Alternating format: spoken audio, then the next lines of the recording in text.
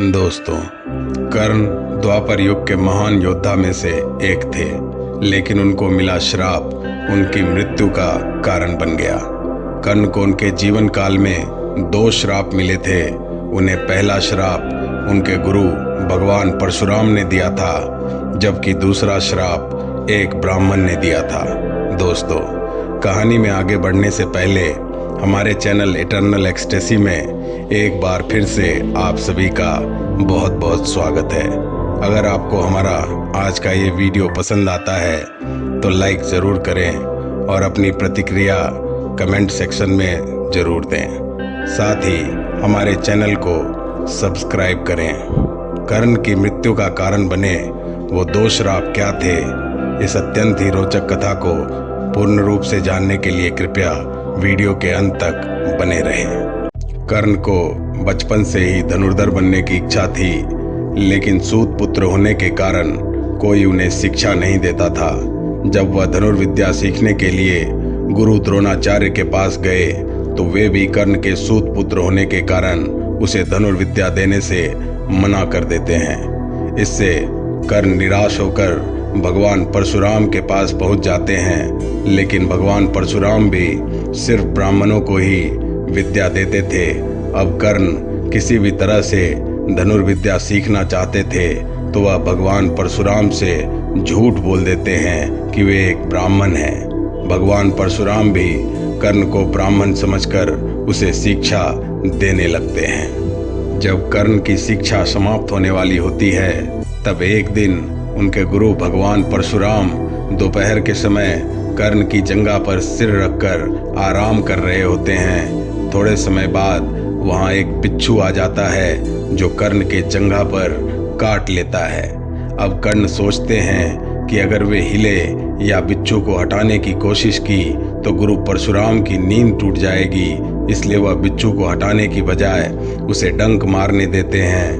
कर्ण काफी समय तक बिच्छू के डंक से होने वाले दर्द को सहते रहते हैं। फिर जब कुछ समय बाद गुरु परशुराम नींद से उठते हैं तो वह देखते हैं कि कर्ण के जांघ से खून बह रहा होता है। यह देखकर भगवान परशुराम गुस्से में कहते हैं, इतनी सहनशीलता सिर्फ किसी क्षत्रिय में ही हो सकती है। तुमने मुझसे झूठ बोलकर ज्ञान हासिल किया है, इसलिए मैं तुम्हें श्राप देता हूँ कि जब भी तुम्हें मेरी दी हुई विद्या की सबसे ज़्यादा ज़रूरत होगी उस समय वह तुम्हारे काम नहीं आएगी।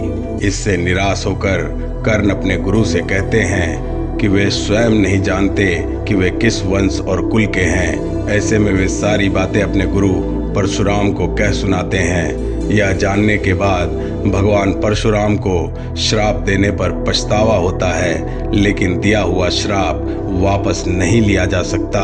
इसलिए वे अपना विजय धनुष कर्ण को वरदान के रूप में देते हैं। इसके बाद कर्ण भगवान परशुराम के आश्रम से विदा लेते हैं। इस घटना के कुछ वर्षों बाद एक दिन कर्ण जंगल में किसी अत्याचारी राक्षस का पीछा कर रहे होते हैं।